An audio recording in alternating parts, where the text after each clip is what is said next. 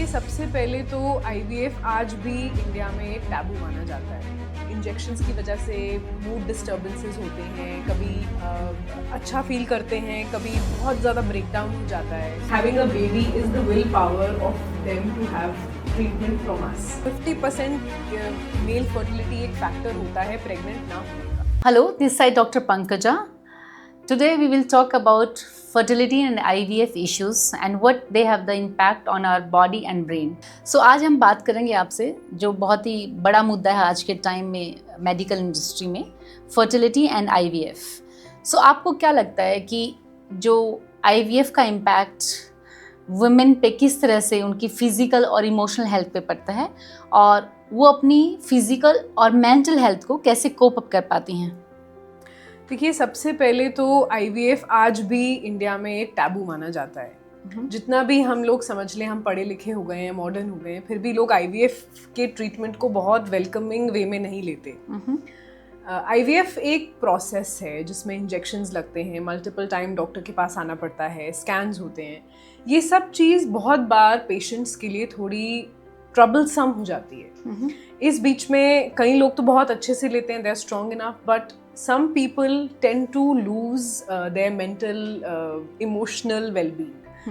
बहुत ज़्यादा हो जाता है। इंजेक्शंस की वजह से मूड डिस्टर्बेंसेस होते हैं, कभी अच्छा फील करते हैं, कभी बहुत ज़्यादा ब्रेकडाउन हो जाता है। So, मैंने देखा कि बहुत सारे क्लाइंट जो मेरे पास भी आते हैं जिनको बाद में डिलीवरी के बाद पोस्टपार्टम डिप्रेशन रहता है, आईवीएफ के थ्रू जो ज़्यादातर बच्चे पैदा करती हैं उन औरतों पे पोस्टपार्टम ज़्यादा आता है, क्योंकि वो एक उनके लिए एक मल्टीपल फोल्ड जर्नी होती है जब वो आईवीएफ के थ्रू गुजर रही होती हैं। और कई बार ऐसा होता है कि जो इन लॉज हैं या हस्बैंड है वो कई बार कहते हैं ये हमने नहीं कहा था, ये तुम्हारी चॉइस थी, और वो उस जर्नी में अकेली हो जाती हैं।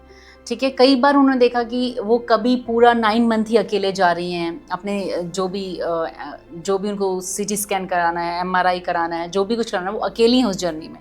तो उनको आप कैसे मोटिवेट रखती हैं उस 9 मंथ की जर्नी में as a doctor, so as a guide, how you talk to them and what you talk to them? First of all, हम बार बार उनको एक ही चीज़ काउंसिल करते हैं, that the idea of you coming to us is to have a baby। वो जो dream है वो उस चीज़ के पीछे वो हमारे पास आते हैं। वो चीज़ having a baby is the will power of them to have treatment from us। सिर्फ ये कह देना कि सब ठीक हो जाएगा, उससे तो पेशेंट्स को हम काउंसिल नहीं कर पाते। we tend to talk to them। जितनी हम उनसे बात कर सकते हैं, वो क्या इमोशनल उनकी फीलिंग है, क्या वो फील कर रहे हैं, क्या चैलेंजेस आ रहे हैं, और उसकी ड्यूरेशन में आप उनके पार्टनर को क्या क्या हिदायतें देते हैं कि एक औरत जो 9 महीने तक उस बच्चे को रखने वाली है, और मेरे ख्याल से जो मुझे इतनी नॉलेज सुनी है कि बहुत सारे इंजेक्शंस भी उनको लगते हैं ना, और बॉडी शेप चेंज हो जाता है, मेंटल हेल्थ थोड़ा ख़राब हो जाती है, इमोशनली वो बहुत वीक हो जाती हैं, है ना, वनरेबल हो जाती हैं। तो आप उनके हस्बैंड को भी गाइड करती हैं या सिर्फ वाइफ को ही समझाती रहती हैं, या इन लॉज की भी काउंसलिंग होती है? How this process goes? So see, infertility IVF एक सिंगल फीमेल की प्रॉब्लम नहीं है। इनफर्टिलिटी एक कपल की प्रॉब्लम है। It is both male and the female. 50% male fertility एक फैक्टर होता है प्रेग्नेंट ना होने का। सबसे पहले तो हम उनको इनकरेज करते हैं कपल्स को कि जब भी आप हमारे पास कंसल्टेशन के लिए आते हो, please come as a couple, so that जो बात हम वाइफ को समझा रहे हैं वो बात हम उतने ही हस्बैंड को भी समझा सके, so that even he knows he is on the same page कि वाइफ का क्या ट्रीटमेंट हो रहा है। और सिर्फ वाइफ का ट्रीटमेंट नहीं होता, हस्बैंड का भी हमको इक्वली उतना ट्रीटमेंट करना है। तो हम ये कह सकते हैं कि आपके एक्सपीरियंस में मैन और वुमेन अलग तरीके से इनफर्टिलिटी को लेते हैं? बिल्कुल। फीमेल्स तो फिर भी बात कर लेती हैं, अपने फ्रेंड से कर लेंगी, अपनी कजन से कर लेंगी, मदर्स से कर लेंगी। दे went out their emotions। That is generally how females are। But आदमी इनफर्टिलिटी के बारे में मुझे नहीं लगता किसी से बात करते हैं। They take it on their ego।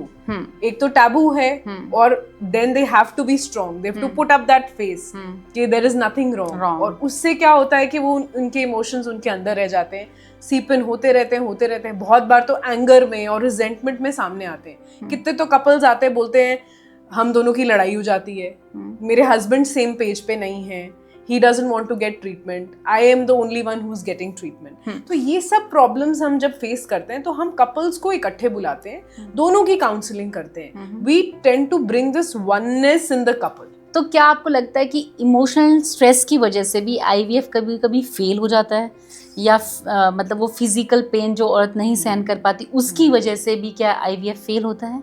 देखिए, आईवीएफ फेल होने के बहुत रीजंस हैं जो कि क्लिनिकल ज़्यादा हैं. एम्ब्रियो अच्छा नहीं बनना, बॉडी की कंडीशन अच्छा नहीं होना, बट ऐसी स्टडीज भी हैं जो कहती हैं जब हमारे बॉडी में स्ट्रेस है, हमारा स्ट्रेस हार्मोन बढ़ जाता है, और स्ट्रेस हार्मोन बढ़ने से बाकी हार्मोन्स डिस्टर्ब हो जाते हैं. तो कहीं ना कहीं जो स्ट्रेस है वो 1% कारण है आईवीएफ फेल होने का. और अगर हम इमोशनली डिस्टर्ब्ड है, हमारा कोपिंग मैकेनिज्म अच्छा नहीं है, तो हमारे बॉडी के हार्मोन्स भी खराब होते हैं. तो इसीलिए जब भी कोई भी लेडी या कपल आईवीएफ करवाते हैं, हम उनकी काउंसलिंग पे बहुत ज़्यादा ध्यान देते हैं. उनको एक एक प्रोसेस के बारे में बताते हैं कि आपको अभी इंजेक्शंस लगेंगे, अभी स्कैन्स होंगे, अभी कंसल्टेशंस होंगी, फिर ट्रांसफ़र कैसे होगा. ये सब चीज़ें हम उनको टाइम टू टाइम काउंसिल करते रहते हैं ताकि उनको कोपिंग या उनका कोपिंग मैकेनिज्म अच्छा हो सके. देखिए, सबसे पहले तो जब ये ऐसा कपल ट्रीटमेंट के लिए आता है ना, हमें सबसे पहले उनको उस टाइम काउंसलिंग करनी है कि both the partners have to be on the same page on having a baby. मतलब जितना हस्बैंड को बच्चा चाहिए उतना वाइफ को भी बेबी के बारे में एक्सेप्टेंस होनी चाहिए. सिर्फ एक पार्टनर डिसीजन नहीं ले सकता कि हमें आईवीएफ करना है, क्योंकि वो सबसे ज्यादा फिजिकल पेन तो फीमेल को हो रही है. उसने इंजेक्शन लगवाने हैं, उसने स्कैन के लिए आना है, उसका अल्ट्रासाउंड हो रहा है, उनका प्रोसीजर हो रहा है, एम्ब्रियो जो डाल रहे हैं वो भी तो वाइफ में ही डाल रहे हैं. और एम्ब्रियो डालने का पेनफुल रहता है प्रोसेस? मतलब not that painful, it is not a very painful process. बहुत पेनफुल नहीं रहता. बहुत कपल्स इसको, बहुत फीमेल्स इसको एक्सेप्टेबल तरीके से करवा लेती हैं. तो नेचुरली भी तो ऐसा ही होता ना कि मतलब चाहे वो आईवीएफ हो, चाहे नॉर्मल कंसीव किया हो बेबी, पेन तो वुमेन को ही लेना पड़ता है. दैट्स हाउ नेचर ने हमको ऐसा बनाया है कि सब चीज तो पेन वुमेन को हो रही है. तो इसीलिए एक औरत का रेडी होना बेबी करने के लिए या प्रेगनेंसी के लिए बहुत ज्यादा इम्पोर्टेंट है. बिकॉज जो भी केसेस पोस्टपार्टम डिप्रेशन के भी आते हैं ना, उसमें हमने स्टडीज में ये पढ़ा है और पेशेंट्स को देखने में भी ये देखा है कि जो लोग रेडी नहीं होते ना प्रेगनेंसी के लिए, उनमें ये सब प्रॉब्लम्स बहुत ज़्यादा आती हैं.